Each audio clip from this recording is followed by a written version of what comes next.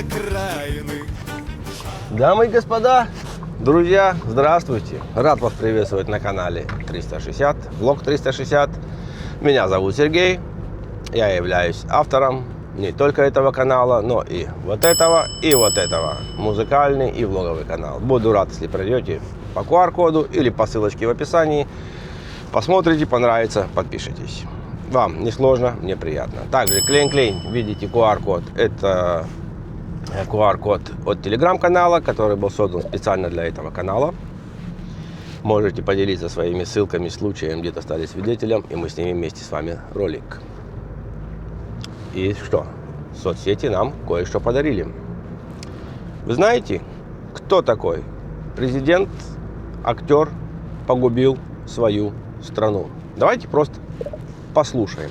Как актер, который стал президентом, погубил свою страну. Хотите историю? Хотим узнать, кто же это был.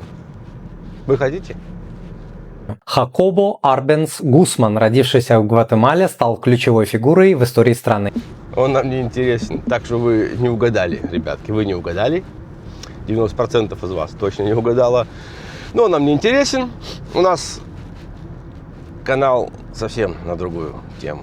Нашел я в соцсетях кое-что. Кстати, господа, россияне, проживающие в Сибири, вы знали то, что Сибирь была раньше канадской территорией? Канада. То есть Канада, Сибирь принадлежала Канаде. Вы это знали? Вот я, например, нет. И Канада подарила Америке Сибирь. Знали? Нет. Давайте послушаем. Есть такие. Сибирь всегда была Америкой. Америкой? Конечно. Себе это в каком году? Тогда же, когда канадцы подарили Америке Сибирь. Канада подарила Америке Сибирь. Блин, ты реально тупой. Поняли? Ни хрена я не понял, но очень интересно. Ну вот, к чему я вас подвел? А вот к чему вас подвел. Слушайте. Украинские самостийные авторы пытаются десятилетиями переписывать историю, чтобы доказать существование древней Великой Украины и унижавшей ее злой России. Ну, например, пишут, что украинская княгиня Ольга мстила древлянам, видимо, читай будущим москалям, за смерть своего мужа, киевского князя Игоря. Ну, потужные самостийные историки забывают маленькую, но важную деталь. Ольга-то была родом из Пскова, а Игорь из Новгорода. Из Новгорода, помнится, и сам Рюрик пришел в Киев править. Ну, то есть русские князья с древних времен помогали в окрестностях наводить порядок и благополучие, оставляя по себе настолько добрую память, что даже у сумасшедших украинских историков язык не поворачивается назвать их оккупантами. Но основателя города Ярославль, княжевшего в Ростове Великом и в Новгороде, русского князя Ярослава Мудрого, они вовсе считают лучшим украинским политиком всех времен.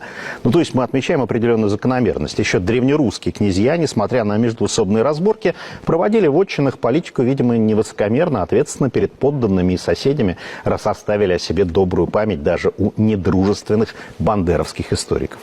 Не будем, конечно, излишне восторжены. Всякое бывало в нашей истории, но экспансия Московского царства, потом Российской империи, экспансия, к примеру, Британской империи, вообще история противоположная. Российская империя, тем более Советский Союз, никогда не ущемляли культуру, язык национальных окраин, их религиозные конфессии. В Петербурге в знак уважения к бухарскому эмиру и мусульманам империи была построена роскошная мечеть в центре города. В советские годы целый институт в Киеве работал, чтобы малоросский диалект делать подобием языка, придумывая заменители русских слов или подбирая их в других славянских языках. Но это, наверное, кстати, не лучший пример. Гораздо более приятным примером может служить отношение Москвы сейчас к сотрудничеству и развитию бывших советских республик, а теперь независимых государств. Ну вот, ребятки, вы его послушали внимательно, я да. Но, в принципе, он прав, я скажу вам, да? Смотрите, как переписывают историю, да? Проходит 2-3 года, сейчас что-нибудь еще придумают. В принципе, французы уже узнали, да? Мы снимали ролик. Вот тут я постараюсь не забыть поставить ссылочку. Предки французов, испанцев, португальцев, турок и даже евреев пришли с Украины. Как, оказывается, французы – это украинцы. Я этого не знал. Французы сами этого не знали, но, надеюсь, они это узнали. Ну и также Гагаренко, да, и... Ну а теперь напишите вы мне, вы слышали вообще такие истории? Я правда, я очень редко натыкаюсь на такое. Это мне, кстати, даже подписчик прислал с канала. Спасибо огромное.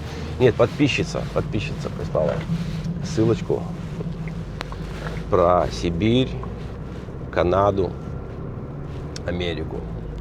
Я поржал знатно. Ребят, я знатно поржал, конечно, да. Напишите, вот как это может в голове уложиться у людей, чтобы написать такое и потом вдалбливать людям историю. Напишите, мне очень интересно, да. Желаю всем добра, удачи.